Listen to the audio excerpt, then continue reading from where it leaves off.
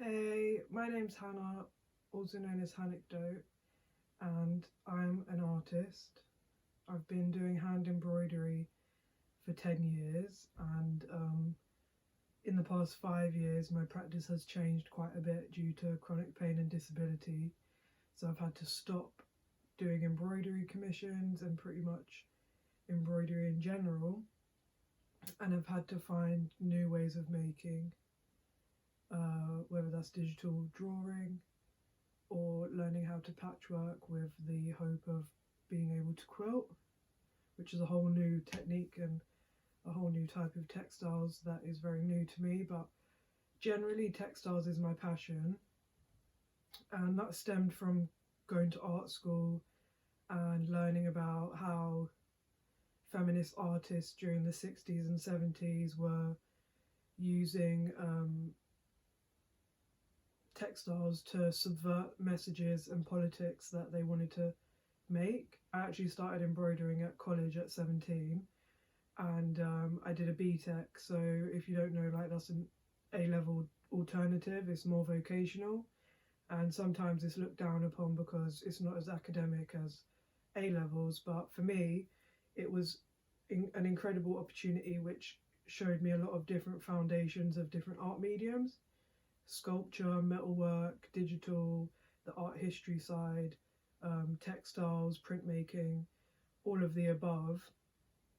And this is where I learned embroidery, or where my love began for embroidery.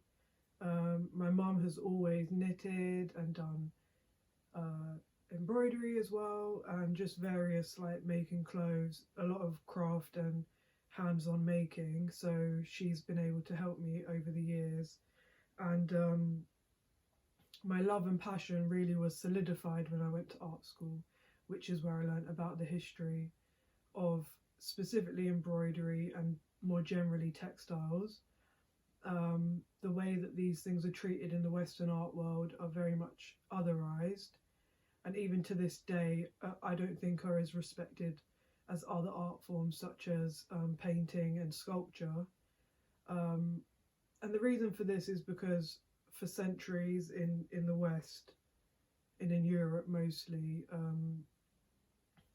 needlework, embroidery, quilting, paper cutting, lace making, things like this were gendered and seen as more domestic work. It was seen as a class issue as well. These were poor women in their homes making art, textile work for domestic use mostly, but also there was a lot of creative aspects that were going into it, whether that was colour design, coloured palettes, choosing the design, individual stitches they would have done, and there's just incredible skill that went into it. And over the decades and centuries, it has been otherized and not really taken seriously on the platform, on the same platform that other mediums have.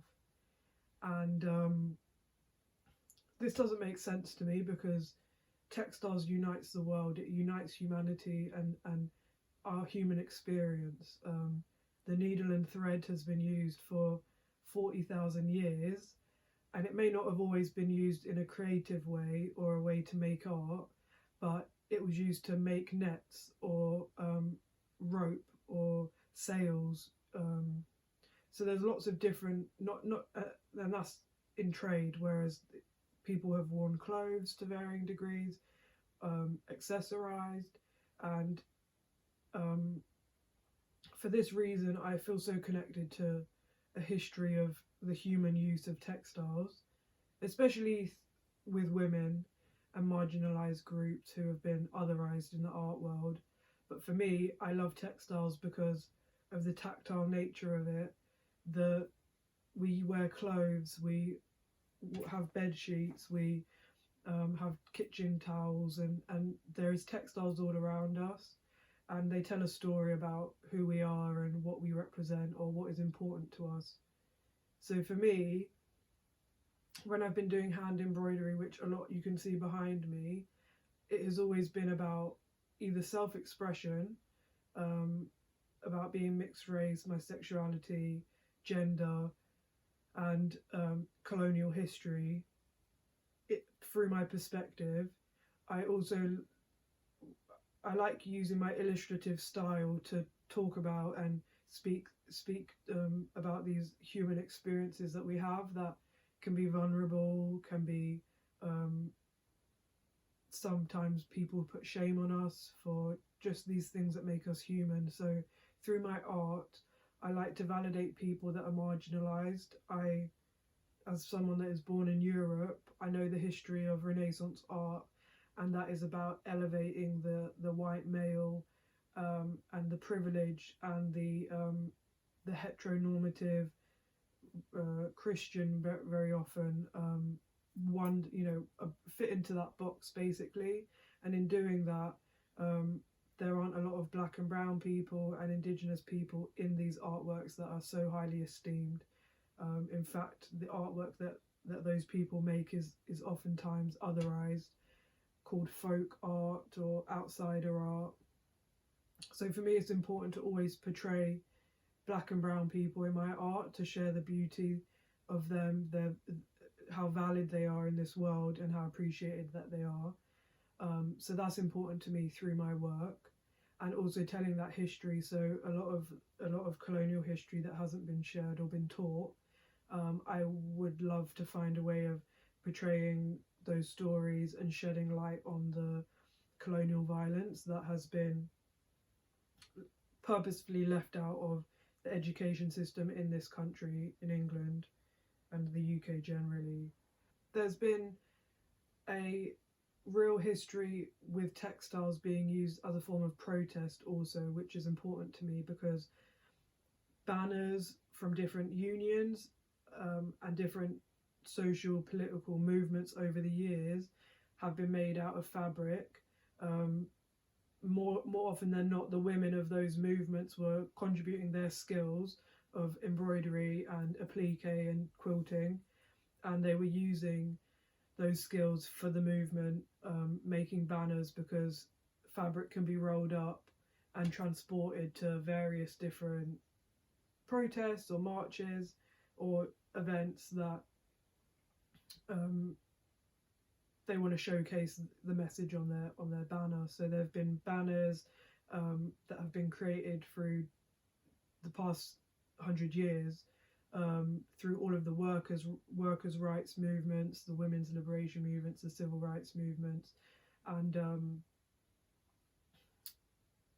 the other relationship is the domestic, where quilting and embroidery has been used throughout the centuries as a way of community and connecting with other people through the joy and the making of the textiles.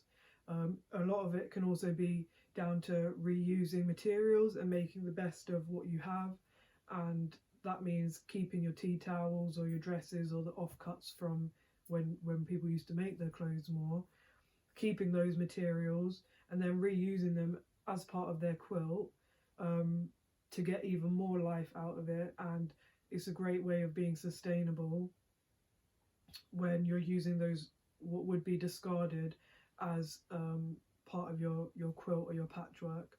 I know this workshop is for embroidery, but I just figured that I would give some general insight into textile history and the ways that it's been used to portray socio-political thoughts, messages and protests in the past. So textiles is really incredible because of those stereotypes that have been put on it for centuries. When it is used to subvert those stereotypes and subvert the dominant message of white male painters being the height of art, the art world, real beauty is created in using those materials that have sort of been sidelined as domestic or as feminine, whatever that means, as a way to discredit the medium. So for me, I'm very defensive, protective, loving, passionate about textile art. First and foremost, embroidery is my one true love, but as disability and chronic pain has sort of taken over, I've had this sort of identity crisis, or just confusion about what my practice is, and being able to explore other textiles is really important to me. But this workshop is really important to me too, because it means I can share my love of embroidery and hopefully have fun with it, because I take it very seriously. I've put thousands of hours into it. You know, I treasure it, but embroidery can also be very therapeutic. It can be very meditative. The action of stabbing the needle in itself can be cathartic, and you can just zone out whilst you're doing embroidery. That's what I've found. So I would love for everyone to be able to enjoy embroidery for therapy as well, because that's what it has been for me as well over the years. So as much as it's a sort of tumultuous relationship at the moment, as I don't sew very often, it really is an honour to be able to share my love with you